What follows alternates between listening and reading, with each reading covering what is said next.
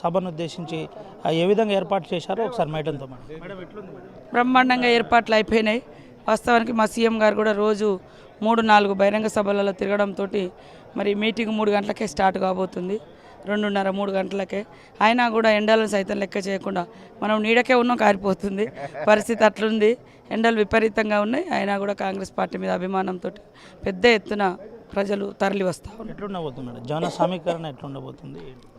వాస్తవానికి ఇక్కడ జరిగేటువంటి మీటింగ్ ఓన్లీ 2 నియోజకవర్గాలకు పరిమితం చేసినాం. ఆసిఫాబాద్ జిల్లా హెడ్ క్వార్టర్లో జరుగుతుంది కాబట్టి మేజర్ ఎక్కువ పాపులేషన్, ఎక్కువ జనాభా అంతా ఆసిఫాబాద్ నుంచి, అదేవిధంగా 8,000 వరకు ఆసిఫాబాద్ నుంచి కూడా, కాగజ్నగర్ నుంచి కూడా, సిరిపూర్ కాగజ్నగర్ నుంచి కూడా తీసుకొస్తూ ఉన్నాం. అందరూ ఉత్సాహంగా వస్తూ ఉన్నారు. సీఎం రేవంత్ రెడ్డి గారు వస్తున్నారు. మరి వారు కొన్ని హామీలు కూడా ఈ ప్రాంతంలో ఉన్నటువంటి అపరిష్కృతంగా ఉన్నటువంటి సమస్యలను తీర్చడానికి కూడా హామీ ఇవ్వబోతున్న సందర్భంగా ఇంత ఎండలను సైతం లెక్క చేయకుండా ఇప్పటికే ఆయా గ్రామాల నుంచి తరలి వచ్చి అందుబాటులో మరి చెట్ల కింద అక్కడిక్కడ ఉన్నారు. ఖచ్చితంగా 2:30కి ఈ ప్రాంగణం అంతా కూడా ఫుల్ జోష్తోటి ఉంటుంది. హిస్టారికల్ ప్లేస్లు కొమరం భీం, జోడేఘాట్ లాంటివి కొన్ని హిస్టారికల్ ప్లేస్లో ఏమన్నా అభివృద్ధికి సంబంధించిన కొన్ని నిధులు కేటాయించే అవకాశం ఉందా లేదా? అంటే ఆల్రెడీ హామీలు ఇస్తున్నాము. కాకపోతే ఇప్పటికిప్పుడు అది ఎలక్షన్ కోడ్ కాబట్టి ప్రకటించకపోవచ్చు. కానీ ఈ జిల్లా మీద ప్రత్యేక దృష్టి నాకు ఉంది, సీఎం గారికి ఉంది, మా ప్రభుత్వానికి ఉంది. ఇక్కడ ఉన్నటువంటి సమస్యలన్నిటి కూడా పరిష్కరించి ఆదిలాబాద్లో జిల్లాతో పాటు కొమరం భీం ఆసిఫాబాద్ జిల్లాను ఆదర్శవంతంగా ఇంకా మెరుగైన విధంగా తీర్చిదిద్దుతాం. చారిత్రాత్మక ప్రాంతాలు ఉన్నాయి, హిస్టారికల్ పోరాట ప్లేసెస్ ఉన్నాయి. ఆ గుర్తింపు కూడా ప్రపంచానికి చాటి చెప్పే విధంగా మంచి ఆలోచనతో పనిచేస్తుంది. జిల్లాలు తీసేసే లిస్టులో కొమరం భీం ఆసిఫాబాద్ ఉందా లేదా? తీసేసి ఆదివాసిగా ఏం చెప్పు? జిల్లాలు తీసేసే ఆలోచన అసలు లేనే లేదు. ఆసిఫాబాద్ జిల్లా అనేది కూడా చాలా చారిత్రాత్మకమైన జిల్లా, ఓల్డ్ డిస్ట్రిక్టు, చాలా వెనుకబడినటువంటి ప్రాంతం. కాబట్టి అసలు ఈ జిల్లాల తీసివేత అనేది ఈ మధ్యకాలంలో బాగా దుష్ప్రచారం చేస్తారు. జిల్లాల సవరణలు ఉంటాయి. మా ములుగు నియోజకవర్గం 3 జిల్లాలలో ఉంది కాబట్టి ఇట్లాంటి కొంత సవరించుకోవాల్సిన అవసరం ఉంది. కానీ జిల్లాలు తీసేస్తున్నారు అనేది ఓటు బ్యాంకు రాజకీయాలు చేస్తున్నారు. అది కాదు, ఒక సుపరిపాలన అందించడం కోసం ఒక ప్రాంత అంటే భావజాలము లేదా ఆ ప్రజలకు సులభంగా ఉండేటువంటి అలాంటి మార్పులు చేర్పులు ఉంటాయి తప్ప జిల్లాలు రద్దు చేసి జిల్లాలను తీసేస్తారని ఒక దుష్ప్రచారం జరుగుతుంది. అలాంటిది లేదు. ఎట్లుంది మేడం మీ సొంత పార్లమెంట్ పరిస్థితి ఏంది?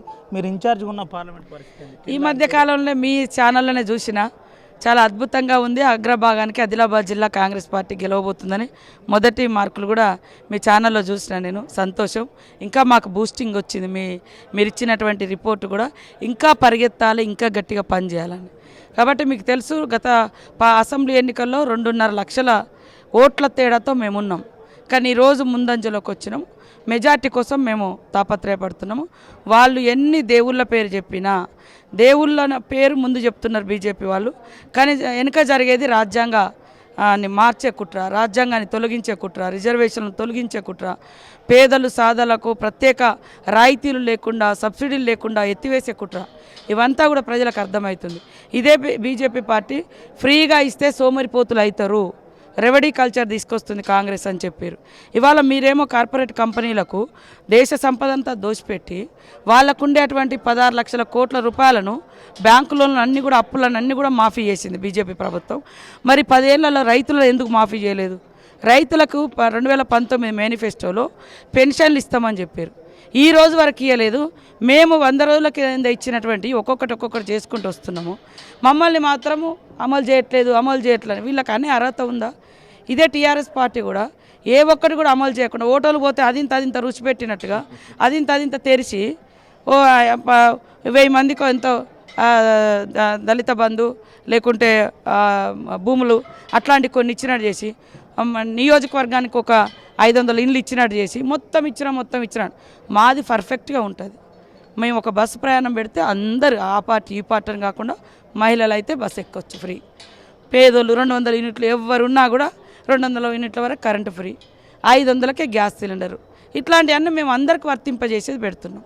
అందరికి మీరు అక్కడ హోటల్లో పోతే 4 కటోర్లలో 4 రకాల టేస్టులు పెట్టినట్టుగా అదొకటి ఓపెన్ చేసారు, అన్ని మూలకేసారు. మమ్మల్ని వాళ్ళు అంటూ ఉన్నారు. వాళ్లకు ఒకటి ఏమంటారంటే పదవి పోయిన బాధలో ఉన్నారు. పవర్ హ్యాంగ్ ఓవర్ అంటారు, అది పోయింది. పవర్ హ్యాంగ్ ఓవర్లో ఎట్లుంటుందంటే ఆ మత్తులోంచి ఇంకా దిగరు.